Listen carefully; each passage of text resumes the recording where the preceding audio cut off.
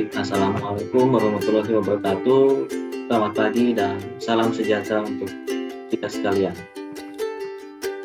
Baik, pada pertemuan hari ini kita akan membahas mengenai materi listrik dinamis atau yang biasa kita kenal dengan listrik yang mengalir. Baik, sebelum memulai kegiatan belajar mengajar kita, ada baiknya kita membaca doa sesuai dengan agama dan keyakinan kita masing-masing. Berdoa dimulai. Berdoa selesai. Baik, sebelum membahas lebih lanjut mengenai apa yang akan kita kaji di materi listrik dinamis ini, ada baiknya kita mengevaluasi terlebih dahulu pertemuan kita sebelumnya.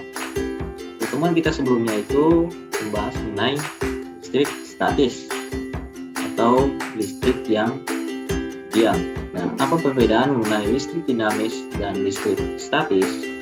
Kalau di listrik statis kita belajar tentang muatan-muatan listrik atau muatan-muatan dasar yang pada umumnya kita ketahui ada muatan positif yang kita sebut dengan proton, kemudian ada muatan negatif yang biasa kita sebut dengan elektron, dan ada neutron sebagai muatan yang netral. Jika pada listrik statis kita membahas mengenai gaya Coulomb, artinya tidak ada kita membahas mengenai pergerakan yang dinamis seperti pada listrik mengalir ini. Kemudian pada materi listrik mengalir ini kita akan membahas mengenai apa-apa saja variabel yang menentukan dari pergerakan elektron tersebut, misalkan seperti kuota ampere, kemudian berapa tegangannya, kemudian berapa hambatan yang dihasilkan pada rangkaian yang dialiri arus listrik atau listrik yang dinamis.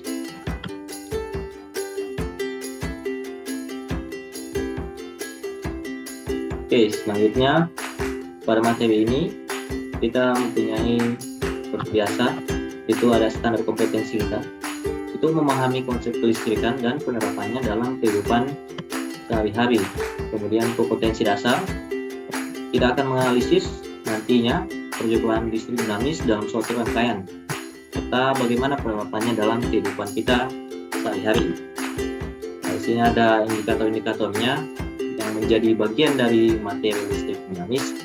Kita akan membahas mengenai konsep arus listrik, hukum Ohm, hambatan pada penghantar, hambatan pengganti, kuat arus kejapangan, kemudian menghitung nilai kuat arus pada rangkaian tertutup atau rangkaian yang terbuka. Dan di sini ada menentukan besar fisika pada berbagai bentuk rangkaian listrik. Nah, di sini kita melihat seperti indikator tadi, kita melihat ada beberapa materi. Ini listrik dinamis berarti sesuai dengan indikator tadi, arus listrik, hambatan jenis, hukum Ohm, hukum Kirchhoff, produktivitas rangkaian hambatan seri paralel yang membentuk sebuah rangkaian listrik. Ini adalah bagian dari materi dari listrik dinamis itu sendiri.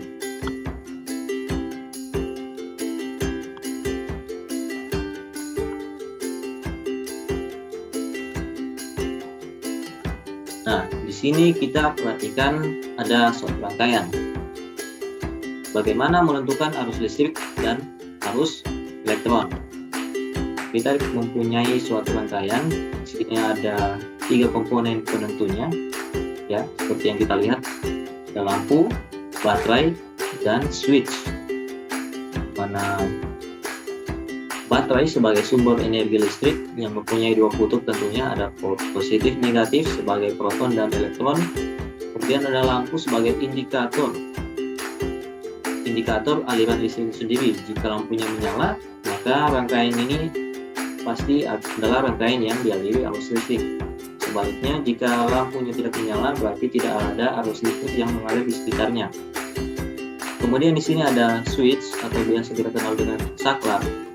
Ini sama konsepnya seperti lampu tadi. Ketika saklarnya terbuka, maka rangkaiannya akan terputus. Namun sebaliknya, ketika saklarnya tertutup, maka rangkaian akan menjadi tertutup dan aliran listrik akan mengalir seperti pada halnya rangkaian arus listrik. Nah, di sini kita melihat ada 2 titik. Di sini ada yang pertama itu ada dua muatan. Yang berwarna biru di sini adalah elektron, kemudian yang berwarna merah adalah proton. Nah, bagaimana pengaliran dari elektron dan proton itu sendiri? Kemudian arus listrik adalah aliran muatan positif dari potensial tinggi ke potensial rendah. Itu kita kenal dengan aliran konvensional. Jadi kalau aliran konvensional itu adalah aliran muatan positif dari potensial tinggi ke potensial yang rendah. Contoh penerapannya mungkin lebih sederhana, kalau kita melihat aliran sungai mengalir dari dataran yang tinggi sampai akhirnya menuju muara. Itu yang kita tahu adalah dataran yang paling rendah. Seperti itulah konsep dari aliran arus listrik atau aliran konvensional. Dia mengalir dari muatan positif yang mempunyai potensial yang lebih tinggi ke kutub negatif yang mempunyai potensial yang lebih rendah. Sebaliknya, arus elektron di sini yang berwarna biru, dia akan mengalir dari potensial rendah ke potensial yang tinggi. Jadi ini sama halnya seperti kalau kita menaiki gunung, kita awalnya berada di dataran yang rendah, sampai pada akhirnya mencapai ke puncak gunung itu adalah dataran yang lebih tinggi. Jadi kalau kita memahaminya seperti itu, arus elektron itu mengalir dari potensial yang rendah ke potensial yang tinggi. Oke, sampai sini kita sudah paham bagaimana menentukan atau membedakan arah dari arus listrik dan arus elektron itu sendiri.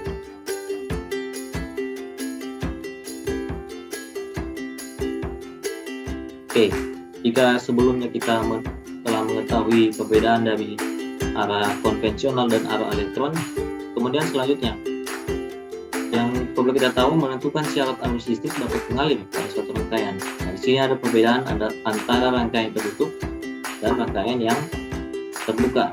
Kita lihat rangkaian yang terbuka, lampunya tidak menyala. Kemudian rangkaian yang tertutup, lampunya menyala. Pertanyaannya, mengapa rangkaian terbuka lampu mati, mengapa rangkaian tertutup lampunya menyala? Dalam rangkaian apa agar arus listrik dapat mengalir? Untuk menjawab pertanyaan itu, ini kita punya materi yang sudah dijelaskan sebelumnya, itu listrik statis. Beda. Kita tahu di sini ada beberapa muatan. Kalau benda A misalkan itu adalah potensial tinggi, maka benda B misalkan potensial rendah. Apakah terjadi aliran muatan listrik dari B ke A sampai muatan B habis? Nah, ketika benda A dan B memiliki jumlah dan jenis muatan yang sama, maka kedua benda dikatakan telah memiliki potensial yang bagaimana? Arus listrik kemudian dapat mengalir dari potensial yang tinggi ke potensial yang lebih rendah. Dua syarat, itulah beberapa syarat yang dapat menentukan arah dan berapa besar arus listrik yang mengalir.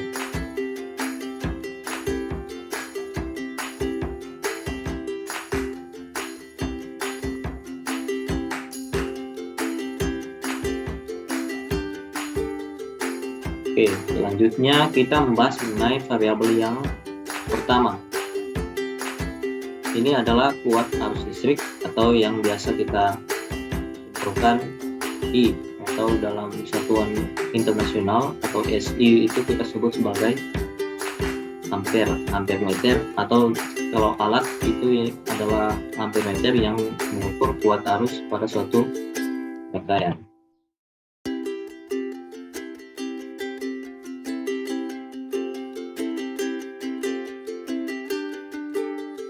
Sini kuat arus listrik itu adalah banyaknya muatan yang mengalir pada penghantar tiap detiknya.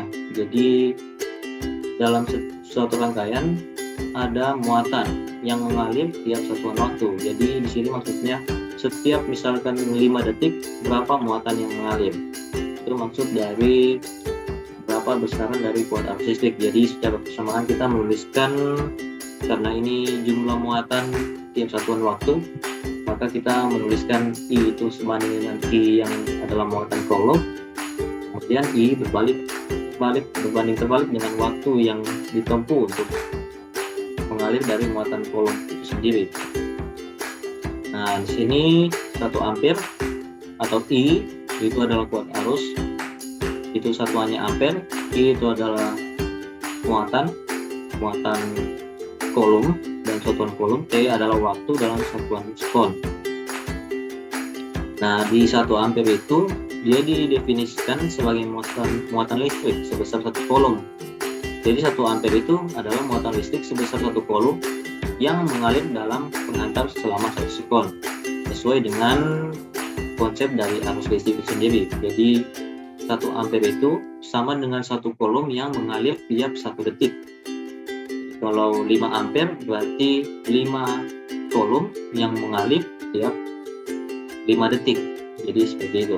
Sama lagi kalau kita naikkan lagi ke 10 ampere, berarti berapa jumlah muatannya? Karena sebanding, berarti 10 kolom yang mengalir tiap 10 detik. Itu yang mewakili dari kuat arus itu sendiri. Ini contoh soal, silakan kita kerjakan.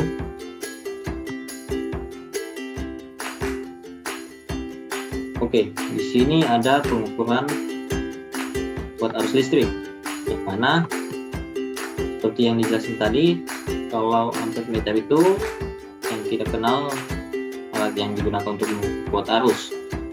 Nah, di sini pemasangan ampere meter dalam rangkaian ini disusun secara seri atau cabang. Karena pada rangkaian seri kita sudah bahas bahwa prinsipnya adalah pembagi tegangan. Maka kalau seri itu, kalau prinsipnya pembagi tegangan, maka arus di semua titik itu sama. Makanya kenapa kita memasangnya secara seri.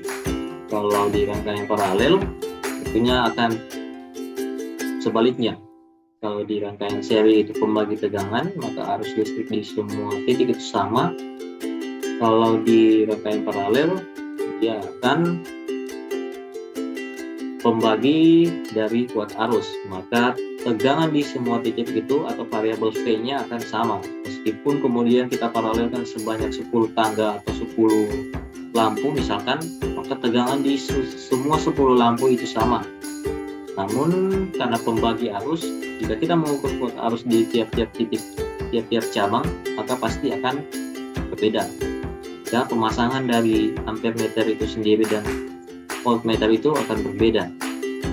Maka kita dapat simpulkan, maka dengan mengukur kuat arus listrik ampere meter kita harus susun secara seri, mengikuti dari prinsip rangkaian seri itu sendiri untuk mengetahui berapa kuat arus listrik yang mengalir pada suatu rangkaian.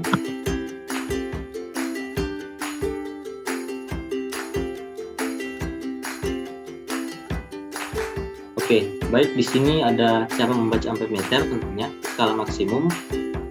Ini kita lihat skala maksimum, ya namanya maksimum berarti skala yang paling tinggi. Biasanya kalau di alat ukur, kalau kita melihat dari kiri ke kanan, kita membaca selalu memulai dari sebelah kiri. Apapun itu, kalau kita melihat dua sisi, maka cara membacanya itu adalah melihat dari kiri ke kanan. Berarti kalau dari kiri angka yang paling kecil, maka yang paling ujung sebelah kanan itu adalah angka yang paling besar atau skala maksimum. Nah, kemudian skala yang ditunjuk jarum di sini sudah terlihat. Di tengah-tengah dari skala ini ada sebuah jarum yang bisa bergerak untuk menunjukkan angka yang diukur nantinya. Nah, kemudian di sini ada skala batas ukurnya. Nah, batas ukur ini kita bisa pilih ada 10 ampere, 5 ampere, 1 ampere, 100 miliampere. Ini skala batas ukur ini bergantung pada sumber yang kita gunakan pada rangkaian. Jadi biasanya sumbernya misalkan dia pada 5 ampere maksimum, maka kita tidak boleh menaruhnya di bawah 5 ampere. Jika sumbernya berada di kisaran 5 ampere, maka akan lebih aman jika kita menggunakan batas skala ukurnya itu di atas 5 ampere, tidak kurang dari ampere. Sebaliknya, kalau dia sumber listriknya itu berkisar di 10 ampere, akan lebih aman jika kita mengaruh batas ukur ke lebih dari 10 ampere. Karena jika saja kurang, misalkan batas ukurnya kita taruh 10, ternyata sumbernya 15 misalkan, maka itu akan berpengaruh pada pengukuran nanti dan akan bisa saja merusak alat itu sendiri. Nah, di sini adalah bisa kita lihat ada kesamaan atau rumus yang bisa kita gunakan untuk mengukurnya menggunakan ampermeter analog. Nah, nilai yang terukur itu kita lihat nilai yang ditunjuk jarum, kemudian kita bagikan dengan nilai maksimum kali batas ukur. Nah, di sini misalkan nilai yang ditujuk ini adalah 34. Kemudian nilai maksimum, skala maksimumnya di sini terlihat adalah 100, berarti 100 ampere. Nah, batas ukurnya itu misalkan 1 ampere. Nanti 34/100 dikali 1, kita dapat hasilkan penghasilan pengukurannya itu 0,34 ampere. Nah, tadi kita telah membahas kuat arus dan bagaimana cara mengukurnya.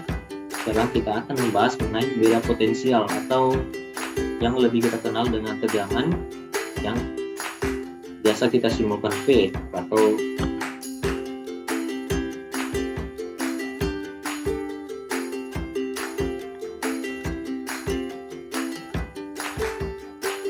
Oke, di sini ada yang kita gunakan tadi. Sebaliknya, kita menggunakan voltmeter untuk mengukur beda potensial listrik atau tegangan. Nah, terlihat di sini paralel ya. Voltmeternya tersusun secara paralel. Pemasangan voltmeter dalam rangkaian listrik disusun secara paralel seperti pada gambar ini, seperti yang sudah dijelaskan tadi. Kalau kita mau mengukur tegangan, maka voltmeternya kita akan susun secara paralel karena mengikuti dari prinsip dari rangkaian paralel itu sendiri. Jika paralel itu adalah prinsipnya dia adalah pembagi arus. Kalau dia pembagi arus, maka arus-arus di setiap titik itu akan terbagi dan akan menjadi berbeda. Kemudian karena dia pembagi arus, maka tegangannya di semua titik itu akan sama. Maka kita susun secara paralel seperti pada gambar berikut.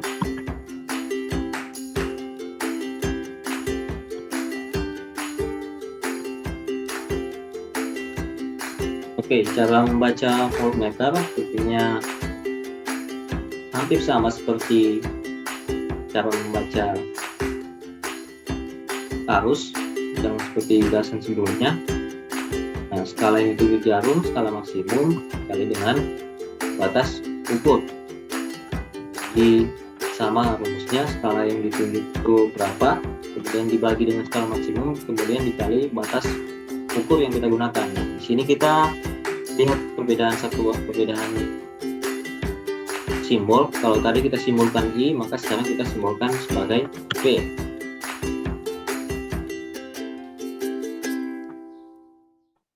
Oke, setelah mengetahui apa itu kuat arus, mengetahui apa itu tegangan. Kalau kuat arus berarti jumlah elektronnya. Kalau kita membicarakan arus berarti berapa elektron yang mengalir tiap satuan waktu.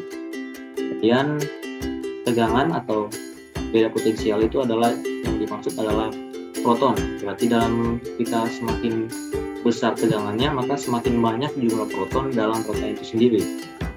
Nah, selanjutnya kita lanjut pada hukum Ohm untuk materi hari ini, materi pada poin terakhir. Oke, hukum Ohm. Sini kita punya ampermeter dan voltmeter. Nah, hukum Ohm itu sendiri itu menjelaskan bagaimana hubungan dari tegangan arus kemudian hambatan yang dihasilkan dari rangkaian. Nah, karena I dan V itu adalah sebanding, maka pasti rangkaian atau hambatan dari rangkaian itu akan kembali terbalik dengan I-nya. Nah, hukum Ohm di sini kita definisikan sebagai hubungan antara variabel arus, tegangan, dan resistansi, mana kuat arus akan selalu sebanding dengan beda potensialnya, dan kuat arus akan berbanding terbalik dengan hambatannya. Dengan kata lain, kalau semakin besar kuat arusnya, maka akan semakin besar juga tegangannya. Maka dibutuhkan tegangan juga yang akan membantu mengalirkan arus itu sendiri. Nah, di sini kalau jika semakin besar arusnya dalam rangkaian, maka hambatannya akan makin mengecil. Sebaliknya, jika makin kita perbesar hambatannya, maka kuat arus dan tegangannya akan semakin kecil. Nah, di sini kita melihat beberapa contoh pengukuran. Ini kita lihat datanya, baterai 1, 2, dan 3. Pada saat baterai berjumlah 1, tegangannya 1,2 volt, arusnya 0,2. Kemudian baterainya ditambahkan menjadi 2, naik lagi ya, sebanding ya. Kalau semakin besar sumber energi, maka semakin besar juga proton dan elektron yang akan masuk pada rangkaian. Kemudian di sini 2,6, 0,4. Baterai ketiga ditambahkan 4,0, 0,54. Sekarang kita dapat menyimpulkan bahwa hubungan apa yang didapat antara beda potensial dengan kuat arus listrik. Nah, di sini kalian tugaskan ya, buat grafik hubungan antara beda potensial dengan kuat arus listrik berdasarkan data yang dimaksud. Kemudian dari tabel itu dapat kita ketahui jika beda potensial diperbesar, maka kuat arus listriknya juga turut membesar sesuai dengan teorema dari hukum Ohm itu sendiri. Jadi di sini terbukti kalau tegangan dan kuat arus itu sebanding, dan mereka berdua akan berbanding terbalik dengan besar hambatannya. Oke, ini adalah contoh dari grafik hubungan beda potensial dari tegangan dan arus. Oke, ini kita melihat bahwa dia grafiknya berbentuk linear. Artinya ini adalah grafik yang menghubungkan antara dua variabel yang selalu sebanding antara satu dan lainnya, dan terikat juga antara satu dan lainnya. Artinya jika kita menaikkan tegangannya, maka arusnya juga akan naik. Jika kita menurunkan tegangan, maka arusnya juga akan menurun. Karena kedua variabel ini linear dan terikat, sehingga mengapa grafiknya bisa seperti ini, yang menuju ke garis lurus yang membentuk suatu linear. Nah, di sini terlihat V sebanding dengan I, maka V sama dengan I dikali R. V itu adalah beda potensial, volt, I itu adalah kuat arus listrik atau dalam satuan ampere, R itu adalah hambatan. Di sini simbolnya kita baca sebagai ohm. Nah, orang yang pertama kali mengungkapkan ini adalah George Simon Ohm. Maka pada materi ini diberi nama sesuai dengan penemu dari atau pengembang dari konsep ini sendiri. Itu adalah George Simon Ohm, yang kemudian nama belakangnya dipakai sebagai satuan dari hambatan itu sendiri yang dia kemukakan. Nah, berdasarkan ini kita dapat menyimpulkan bahwa listrik yang dinamis itu adalah listrik yang mengalir setiap satuan waktu. Kemudian dalam listrik yang mengalir, kita mengenal ada beberapa variabel, itu adalah beda potensial, kuat arus, dan hambatan. Kalau kita membicarakan kuat arus itu adalah jumlah elektron, kalau beda potensial itu kita artikan sebagai jumlah proton, artinya energi untuk mengalirkan elektron itu sendiri. Nah, di sini ada variabel ketiga, itu hambatan. Ya, itu hambatan adalah seberapa besar hambatan atau yang resistansi yang ditimbulkan akibat dari penambahan komponen dari rangkaian itu sendiri. Jadi misalkan di rangkaian ada satu lampu, kemudian lampu itu mempunyai hambatan dasar, ya misalkan nilainya 1 ohm. Dan jika di dalam rangkaian ditambahkan lagi satu lampu, maka tentunya hambatannya akan bertambah menjadi 2 lampu. Jadi misalkan satu lampu itu hambatannya 1 ohm, ketika 2 lampu maka hambatannya akan 2 ohm. Nah, kemudian poin yang ketiga adalah hukum Ohm itu sendiri. Berarti ini menyatakan hubungan dari ketiga variabel itu sendiri. Yang pertama, bahwa tegangan akan selalu sebanding dengan kuat arusnya dan akan berbanding terbalik dengan berapa besar hambatan yang berada pada satu rangkaian. Oke, baik, sampai di sini. Jika siswa sekalian ada yang mau ditanyakan, silakan.